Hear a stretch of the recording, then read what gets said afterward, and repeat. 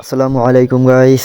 আজকে আমাদের বাসায় মেহমান আসছে, আমার মামাতো বোনরা আসছে। এটা হচ্ছে আমার মামাতো বোনের ছেলে।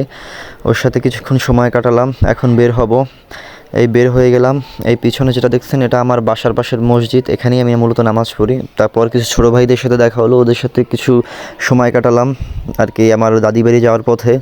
সো এখন দাদি বাড়ির উদ্দেশ্যে রওনা দেব।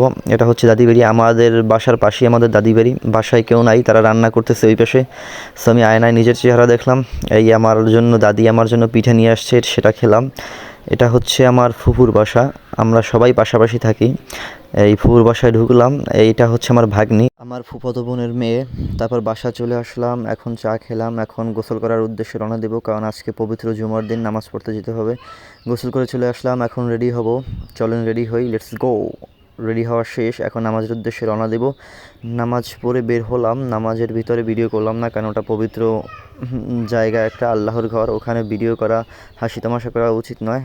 এই সেই ব্যক্তি যে গতকাল আমারে মারছিল, আজকে আর প্রতিশোধ নিয়ে ওই মেরে দিলাম। তারপর বাসায় চলে আসলাম। তারপর আমার ভাগ্নে, সে কান্নাকাটি করতেছিল।